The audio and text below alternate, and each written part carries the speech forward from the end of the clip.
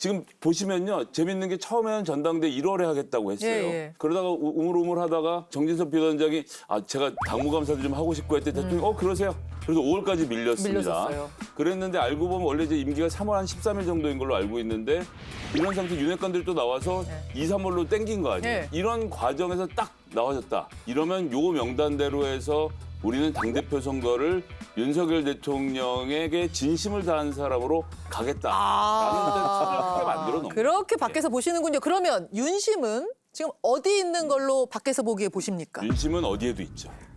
그러니까 그 말은 무슨 말이냐 하면 예. 여기서 중요한 것은요. 예. 누가 유승민을 제낄 자인가. 이게 핵심인 겁니다. 그러니까 처음에 해보니까 안 되니까 그래?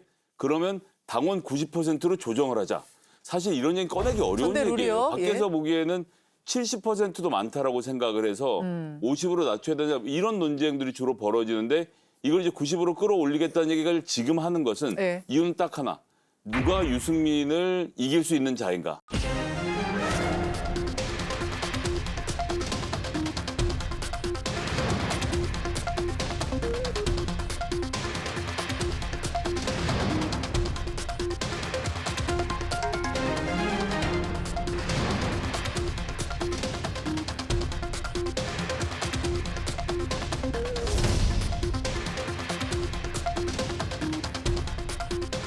유승민 의원은 뭐 여론조사에 보면 1등 한다 이렇게 하지만 우리 당의 당대표 경선에서 반영하는 여론조사는 역선택 방지 문항을 적용해서 산정을 했어요. 예. 근데 지금 유승민 의원은 역선택 방지 문항을 적용했을 때는 1등을 못해요. 여론조사에서 1등 못할 뿐만 아니라 당 지지자에 대한 여론조사에서는 아주 밑에 순위거든요. 그러면 지금 모든 여론조사에서 현재의 룰로 3대7 룰로 산정을 해봐도 유승민 의원은 당선 가능성이 저는 별로 없다고 봐요. 현대 룰 뭐 이런 관련해서 저희들이 어떤 특정인을 놓고 하는 건 아닙니다.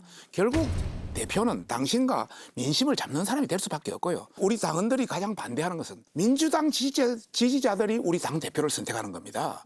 그런 방식을 그대로 놔두서는 안 되겠다는 거에 공감을 가지고 알겠습니다. 있고. 제가 한 말씀 드리면 한국 정치의 또 특이한 현상 중에 하나가 윤석열 정부에 들어서요. 대통령 임기 초에 대통령과 당대표가 단일 대우가 형성이 돼요, 대부분. 네. 그래서 제3의 지역에 있는 후보가 당대표에 거론되지가 않아요. 근데 지금 유승민 전 의원이 국민의힘의 여론조사에서 1등이 나오지 않습니까? 특이한 현상인 것이죠. 그건 어떤 의미냐면 지금 윤석열 대통령 체제가 잘못하고 있다라고 하는 경고의 메시지를 전해주는 것이다. 라고 하는 것을 분명히 알아야 되는 거예요. 또 하나 뭐냐면 지금 국민의힘의 유승민 전 의원이 이렇게 떠오르는 이유 중에 하나는 대체제를 찾고 있는 거거든요. 대체제는 어떤 대체제를 찾고 있냐면 정당에 있는 사람들은 누구나 어떻게 하냐면 총선에 승리해야 된다는 것을 감각적으로 알고 있어요. 예. 그 감각적으로 알고 있는데 그게 어떤 지형이냐면 우리가 얘기하는 중도층, 수도권, 청년층이에요. 이 층들을 장악하지 못하면 총선에서 승리할 수가 없거든요. 지금 볼 때 유승민 전 의원이 이렇게 떠오르는 이유는 결국 그래도 중도 확장력 있는 후보가 나와야만 그래도 경쟁력 있는 것이 아니냐라고 하는 메시지를 전해주는 거예요. 그걸 왜 모르는지는 모르겠어요. 잘 알고 있습니다. 잘 알고 있어요? 여론조사 관계에서 저희들이 계속 분석하고 있고요. 앞으로 여론조사에서 민주당 지지자를 역선택을 배제하면 상당히 상황이 달라질 수 있기 때문에 일반적인 여론조사를 가지고 전체로 확장 해석하는 것은 경계할 필요가 있다. 자, 그러니까 전당대회를 앞두고 윤심의 지지도 얻고 또 총선도 잘 치를 수 있도록 중도층 지지도 얻고 두루두루 괜찮은 사람은 누구인가를 계속 지금 물색하고 있다. 뭐 이런 이야기신데 그 와중에 떠오른 인물이 바로 한동훈 장관. 당대표설이 돌고 있어요.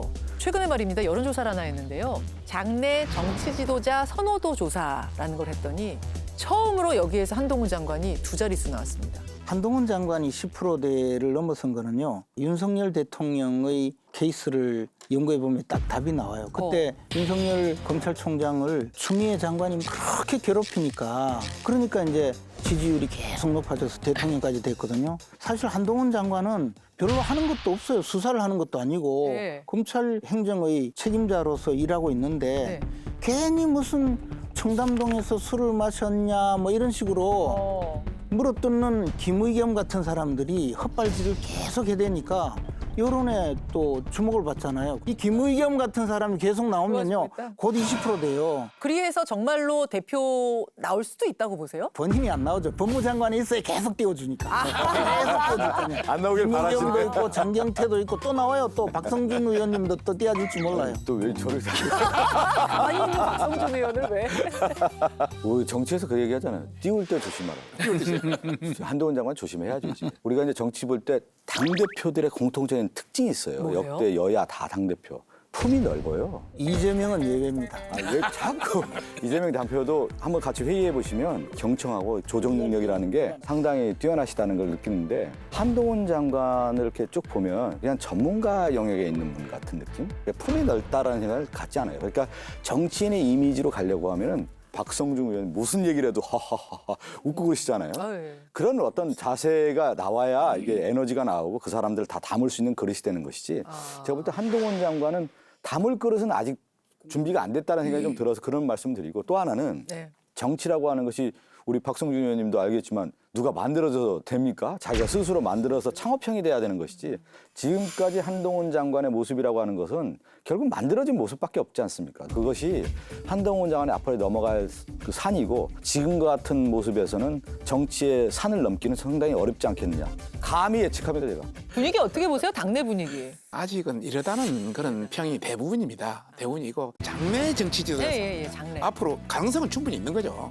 가능성은 있다 이제 이렇게 보고 지지율이란 것은 지금 몇 개월 사이에 짧은 거 아닙니까? 계속 오래 유지되고 해야 되는 또 문제도 있거든요. 또 묻고 싶은 것은 왜 민주당에서 그렇게 열심히 띄워주는지 법무부 장관 참 잘하고 있지 않습니까? 한동훈 장관 본인 생각이 전 별로 없을 것 같아요. 예, 왜냐하면 지난번 대선도 윤석열 대통령과 이재명 후보 두 분 다 국회 경험이 없는 분들이었고 지금 국회에 대한 불신이 팽배해 있는 상황에서 한동훈 장관이 저 높은 데 올라가 있다 갑자기 초선 국회의원으로 내려온다? 이건 본인에게 크게 득이 되는 상황이 아니거든요. 그렇기 때문에 국회의원이 아닌 방식으로 본인의 정치를 풀어가려고 할 것이고 오히려 내각에 더 오래 남아있을 가능성이 높다고 보고 대표는 뭐 말할 것도 없고 총선도 안 나갈 거라고 예, 총선까지 보시는군요. 안 나오고 저는 2026년 지방선거 때부터 움직일 가능성이 높다라고 알겠습니다. 생각합니다.